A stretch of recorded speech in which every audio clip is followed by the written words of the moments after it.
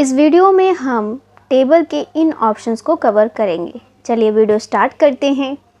तो यहाँ पर एक डाटा रेंज दे रखा है। इस डाटा को सबसे पहले हम टेबल में कन्वर्ट करेंगे, सेम इस तरह बनाएंगे। इसके बाद इन ऑप्शंस को हम देखेंगे। तो सबसे पहले हमने डाटा रेंज सेलेक्ट किया और कंट्रोल टी दबा दिया, क्योंकि कंट्रोल टी जो है वो किसकी शॉर्टकट की है, आपके टेबल की शॉर्टकट की है। जैसे आप कंट्रोल टी दबाओगे एक डायलॉग बॉक्स आपका यहाँ पर आ जाएगा। यहाँ पर जो आपने रेंज सेलेक्ट किया है वो रेंज शो कर रहा है और यहाँ पर हमने टिक रखा क्योंकि हमारे जो रेंज में हेडिंग है इसलिए। और यहाँ पे क्या कर दिया, ओके। जैसे ही ओके किया वो टेबल में कन्वर्ट हो गया। इसके बाद आता है थोड़ा इसका स्टाइल चेंज करना। यहाँ पे गए और हमने ले लिया ग्रीन कलर।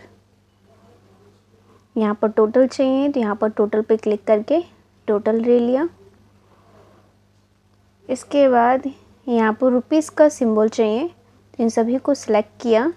जहाँ भी हमें रुपीज़ का सिंबल चाहिए उस पूरी रेंज को हमने सिलेक्ट किया। होम पे गए, यहाँ आपको मिलेगा करेंसी का सिंबल। यहाँ पे क्लिक किया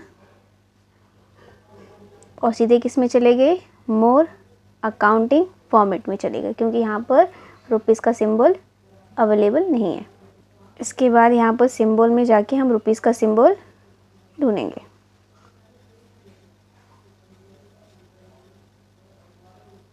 देखिए यहाँ पर रुपीज़ का सिंबल है, इस पर क्लिक कर दिया। क्लिक करने के बाद हमने क्या कर दिया, यहाँ पर ओके बटन पे क्लिक कर दिया। रुपीज़ का सिंबल लग गया। इसके बाद आप देख सकते हो जो हेडिंग है उसका जो कलर है वो डार्क है, डार्क ग्रीन है।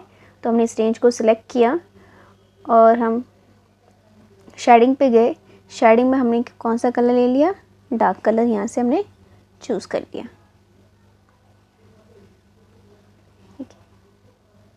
इसके बाद यहाँ पर आप देख सकते हो एक रो एक्स्ट्रा ऐड कर रखा है, तो हम लास्ट वैल्यू पे गए और टैब दबा दिया। जैसे टैब दबाए एक रो ऐड हो गया। अब बिल्कुल ये सेम इसकी तरह बन गया है। यहाँ पर टोटल निकालना है, यहाँ पे क्लिक किया। यहाँ कॉर्नर पे एक बटन दिख रहा है, यहाँ पे क्लिक करके क्या चूज़ कर लेंगे, सम। अब ये एरर आ रहा है, ये एरर का मतलब क्या, स्पेस कम है। यहाँ ऊपर गए उस कॉलम के कॉर्नर पे और या माउस का लेफ़्ट क्लिक जो है 2 बार प्रेस किया। इसके बाद इसमें भी हमने क्या चूज़ कर लिया, सम। अब इसके बाद आता है डिज़ाइन ऑप्शन पे गए। यहाँ पर पहला जो ऑप्शन है वो है टेबल नेम। इस पूरे रेंज का जो नाम है यहाँ से लेके यहाँ तक, इस पूरे रेंज का नाम क्या है, टेबल 3। हमने क्या किया, इसको चेंज करके क्या कर दिया और यहाँ रख दिया ABC। अब इस पूरे रेंज का नाम क्या हो गया, यहाँ से लेके यहाँ तक के रेंज का नाम क्या हो गया, ABC। अगर कहीं भी हमें ये रेंज देना हो तो बस हमें क्या लिखना है, ABC लिखना है। ठीक है, आप कहीं पे भी क्लिक कर लो, उस पूरे रेंज का नाम क्या है, ABC। अगर आप इस वाले पे क्लिक करेंगे तो इसका नाम क्या है, प्रोडक्ट सेल्स। तो यहाँ से अपने टेबल रेंज का नाम दे सकते हो। इसके बाद है यहाँ पर दूसरा ऑप्शन है रिसाइज टेबल। यहाँ से अपने टेबल को रिसाइज कर सकते हो। मान लीजिए कि आप चाहते हो कि जो ग्रैंड टोटल है वो टेबल से बाहर निकल जाए, तो आप क्या करोगे, रिसाइज टेबल पे जाओगे। अब यहाँ पर आपसे पूछ रहा है रेंज, तो हमने इस रेंज को हटा के हमने यहाँ से लेके यहाँ तक रेंज सेलेक्ट कर लिया और ग्रैंड टोटल को सिलेक्ट नहीं किया। तो ग्रैंड टोटल जो है वो टेबल रेंज से बाहर निकल जाएगा। आप यहाँ पे क्लिक करेंगे तो आप देख सकते हो डिज़ाइन ऑप्शन नहीं खुल रहा, क्योंकि टेबल से बाहर निकल गया है। ये नॉर्मल डाटा की तरह ट्रीट हो रहा है। अगर आपको वापस ऐड करना है, डिज़ाइन में जाएंगे, रिसाइज टेबल, और यहाँ पर इस रेंज को हटा के इस पूरी रेंज को सिलेक्ट कर लोगे और यहाँ पर ओके, और यहाँ पे क्या चूज़ कर लेंगे, सम।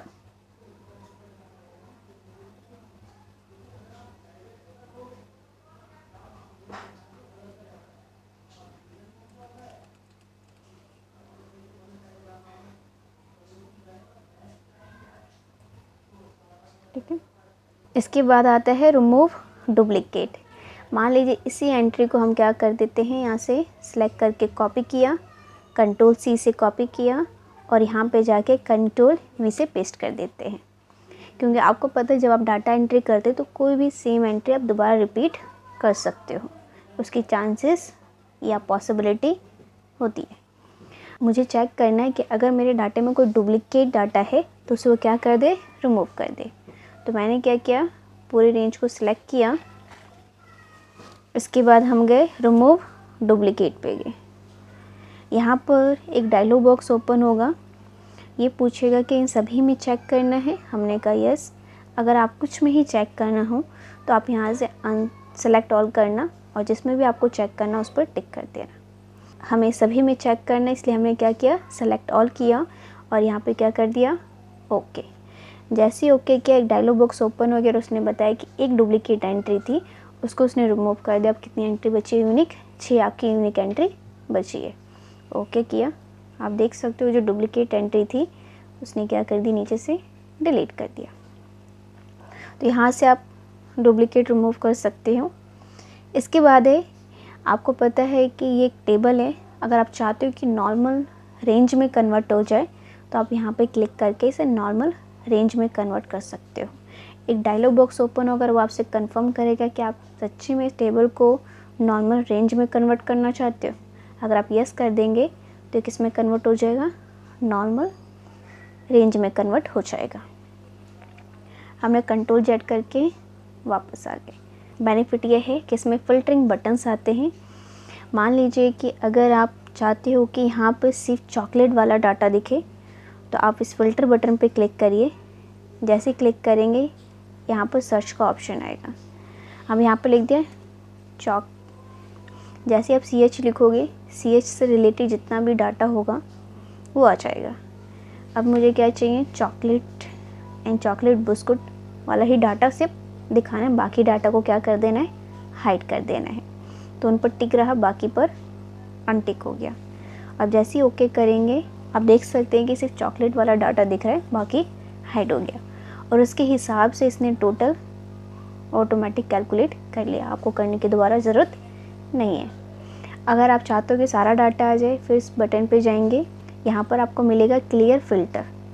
अब जैसे ही क्लिक करेंगे वो पूरा डाटा शो करने लगेगा, जो हाइड हुआ तो अनहाइड हो जाएगा। इस फिल्टर बटन से आप कंडीशन के हिसाब से डाटा को फ़िल्टरिंग और अनफिल्टरिंग कर सकते हैं।